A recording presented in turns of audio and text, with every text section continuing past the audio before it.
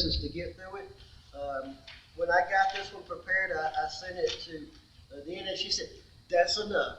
That's enough." She said, "You go any more," she said, "you're going to blow a gasket." And she said, give it where this is enough for people to obtain.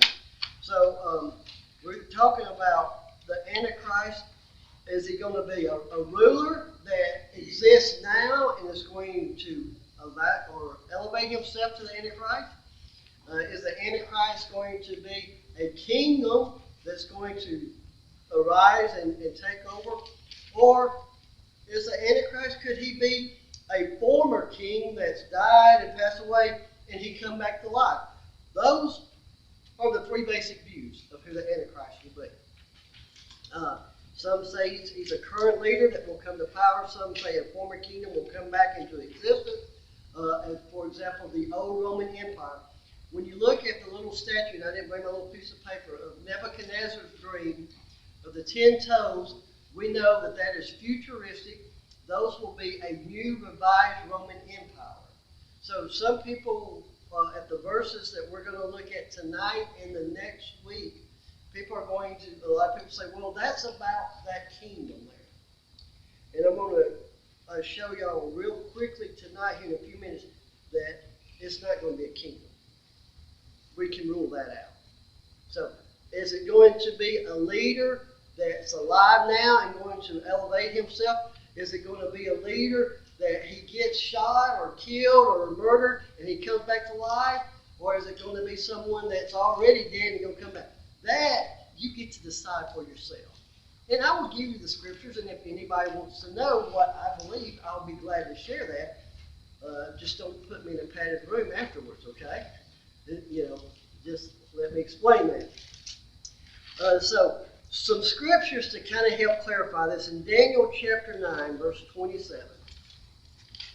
We're going to look at Daniel 9, 27, and then the rest of the evening we're going to be in Revelation. We're going to look at Revelation chapter 6, and then we're going to go to Revelation chapter 13.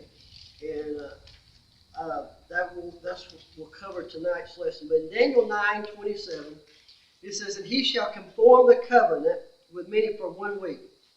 What was the second word there? And he. Didn't say it. Didn't say she. Said he, right? He shall conform the covenant, and we know we're talking about the Antichrist, with many for 1 week, and in the midst of the week, he shall cause the sacrifice and the oblation to cease, and for the overspreading of abominations, he shall make it desolate, even until the consummation, and that determined shall be poured upon the desolate. Now go to Revelation chapter 6, and this is talking about the opening of the 7 seals, and it's, I guess, one of the first messages or lessons that I taught on the end times. The first year I was here, we looked at these 7 seals in Revelation here. But Revelation chapter 6, verse 2, "And I saw and behold a white horse, and he that sat on him had a bow, and a crown was given unto him. He went forth conquering and to conquer." This is talking about the Antichrist. When he comes, he's going to be a very smooth talking politician. Notice, he has a bow, but to go with bow, what do we need? Arrows. He don't have arrows, though, does he? His arrow is his mouth. Okay? He is going to be a smooth talking politician.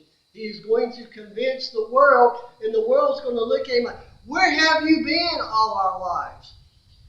With you watching what's going on with Israel in the Middle East now, it's going to be very interesting what happens to the Gaza Strip now. Because we're told in the Bible that the Antichrist will rule the Gaza Strip. And he will eventually make Jerusalem his hometown where he sets up his headquarters. It's going to be interesting who gets hold of that Palestinian, that Gaza Strip right now. What's going to happen. The other thing that's interesting, have you noticed that the United States is getting more involved? Yes. Have you noticed that Lebanon's getting a little bit more involved? Yeah. I honestly think, and I can't prove this, but looking at what the Bible says, I believe they're going to get more and more involved. And it's going to get to the point where it feels like there's going to be a major break in the war in the Middle East. And guess who's going to show up and make everything right? I think that's what we're leading to. And I can't give you a verse or a chapter, but reading what I've read and studying what I am now, I think we're not far off by saying this is the beginning of the end. And I think all things, this was going to keep escalating, and it's making a path clear for the Antichrist to come on the scene. Verse 4 says, and there went out another horse that was red, and that power was given to him. That's important. Power was given to him. One thing that I've tried to emphasize to us is that Antichrist is not going to think for himself. He is going to be a true puppet of the devil. Everywhere you talk about the Antichrist and his power, it always uses the word was given him. He doesn't do anything on his own. He don't speak on his own. He don't think on his own. He don't make any decision on his own. Why? Because he is energized, or he was powered by Satan himself. It says that him that was power was given to him that sat thereon to take peace from the earth. If you look at the Greek Bible, there's a little word in between take and peace. It's the word thee. So if you read it, it says take the peace from the earth.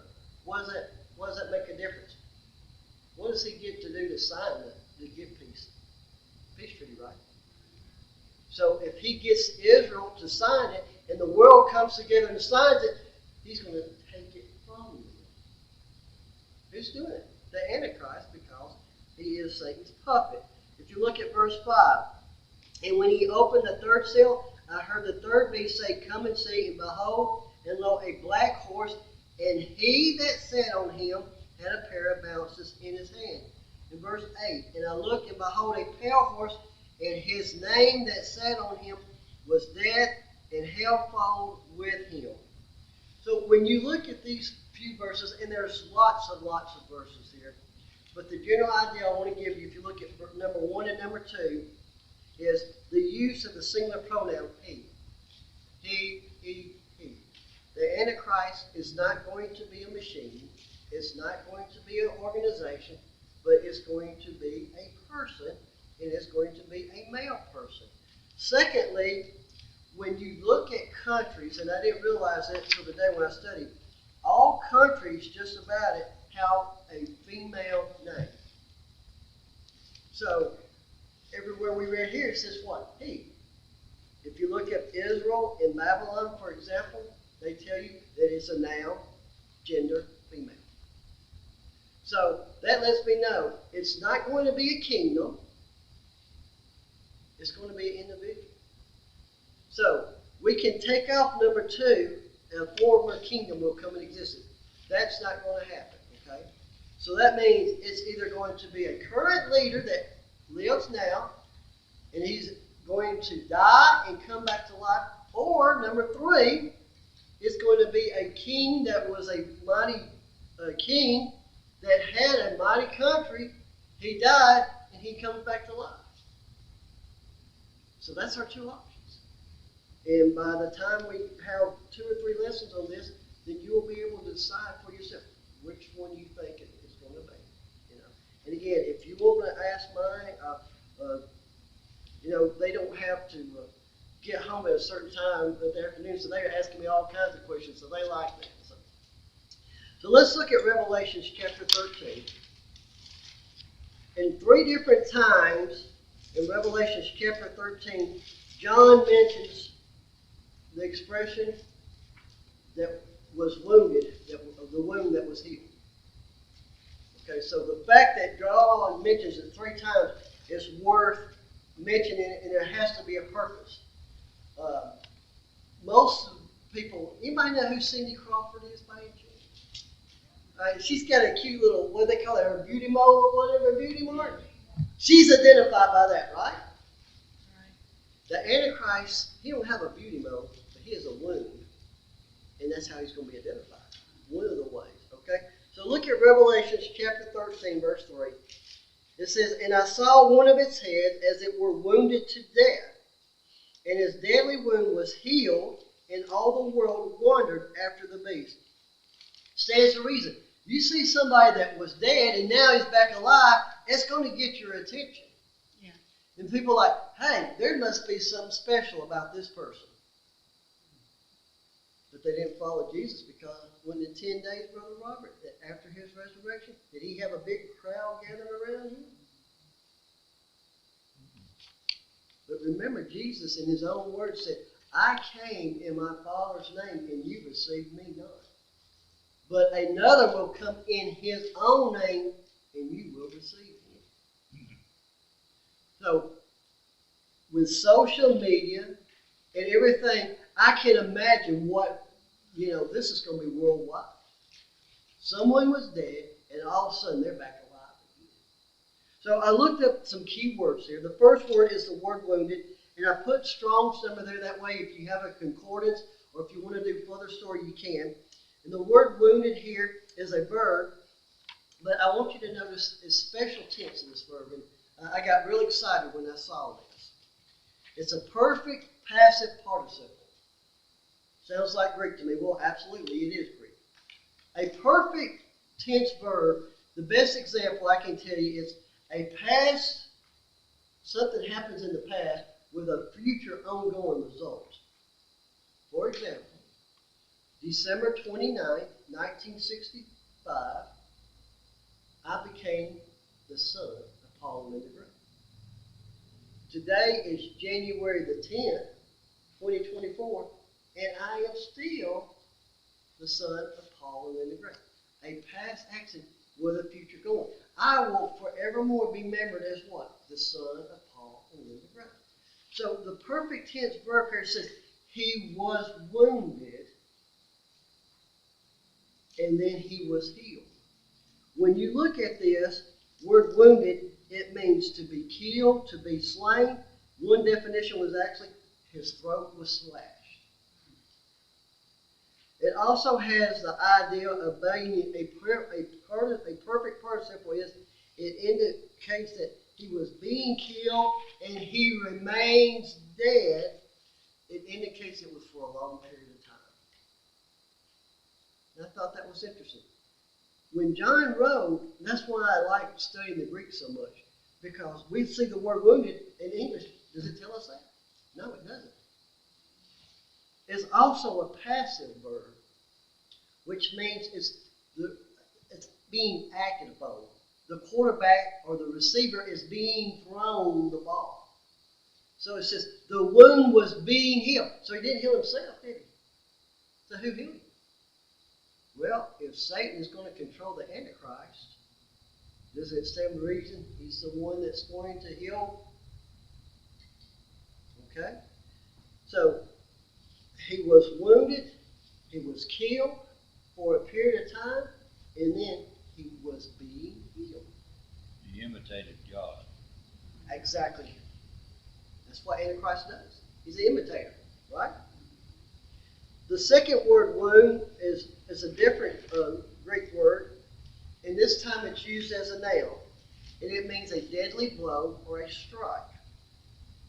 The word healed is a verb, and it's written aorist indicative passive. Aorist usually denotes something happened in the past time. Okay, I stopped at a red light. Okay, at one time I stopped. So it says at one time he was healed. So if he was healed, that means he had to be dead or something had to be wrong first, right? So it says, if you look at the latter part of verse 3, and his deadly wound was healed, and all the world wondered. The word heal, aorist passive, again, passive means what? To be active on. He didn't heal himself. So who did? Well, if Satan's controlling Antichrist, he's going to control him. He's the one that's going to bring him back. The word heal means to be healed miraculously. And I thought that was an interesting definition. On the back page, kind of summed up, tried to put it in everyday language that we could understand. It says, at some point, the Antichrist, the beast, was dead, but was being brought back to life again. Now, when you look at the the previous word of wounded, it shows that it's been a while. Okay?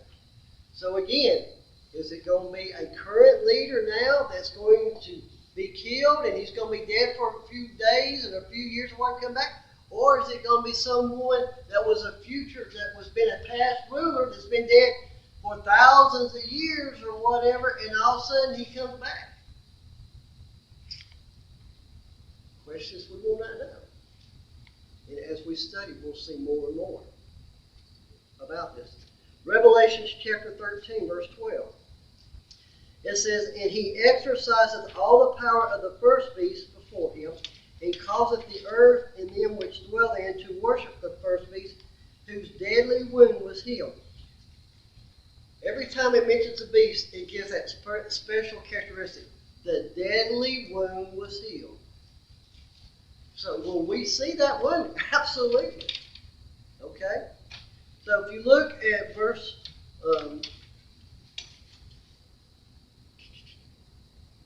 12, the word wound is the same one we looked at earlier. The expression was healed, the same as before. But then you see the word him. The word him is a pronoun that shows possession. If you wanted to put it in today's English, his death stroke was healed miraculously. The death stroke that he had received that was upon him, it was healed miraculously. Revelation chapter 13, verse 14. "And deceiveth them that dwell on earth by the means of those miracles which he had power to do in the sight of the beast, saying to them that dwell on the earth that they should make an image to the beast, which had the wound by a sword, and he did live." So now he gives another characteristics of this. Not only does he have a wound, it was healed, but he says it was done by a sword, and guess what? He's alive right now because Satan intervened. Okay, the word had is a verb in its third person singular, he.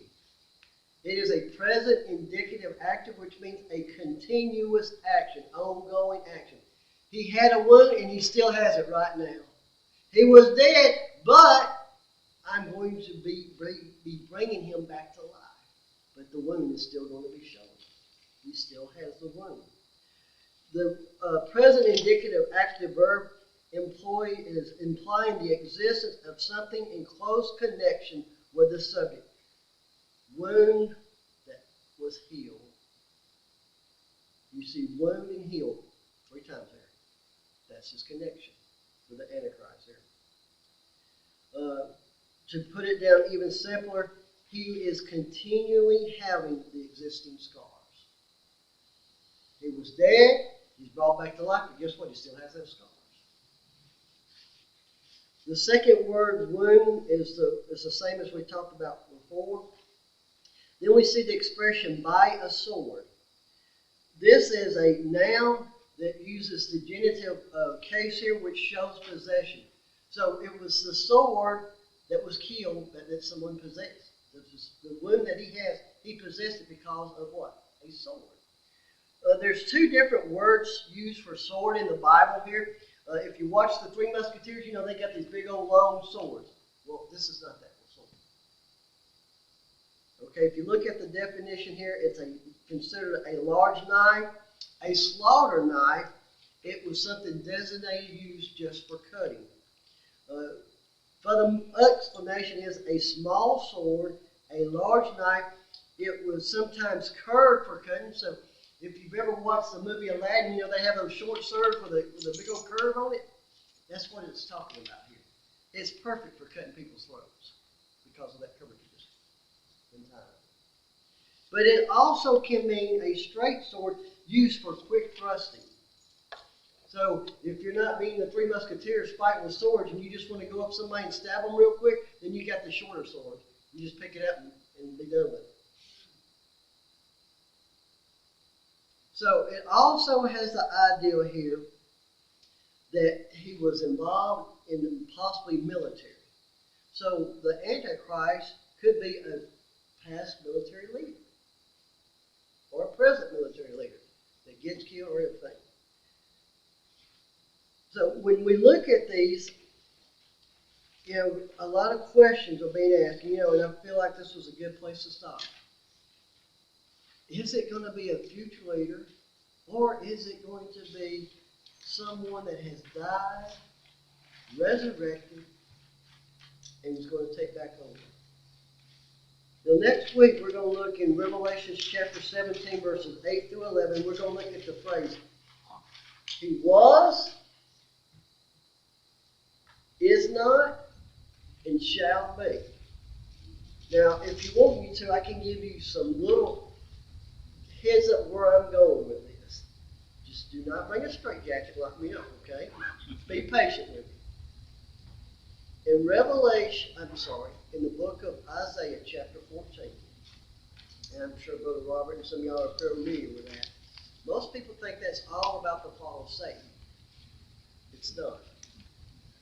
If you read the first two verses, it talks about a king from Babylon that went into Jerusalem and overtook Israel. Anybody care to guess who that was? Nebuchadnezzar. Well, to connect the dots, in Luke, that we looked at this a couple of weeks ago, Jesus said that the time of the Gentiles did not begin until Nebuchadnezzar went into Jerusalem and attacked Israel. My thinking, if Nebuchadnezzar started the Gentile time, would he end the Gentile time too? Before you think I've gone off, in Isaiah 14, verse 15, Nebuchadnezzar died a normal life. He died normal, natural causes. After they had buried him, they dug his body up. And when they dug his body up, they took swords and they pierced him. And the word pierce is the same word you find in Revelation 13 for the word wound. Something to think about. Interesting. Remember, next week we'll look at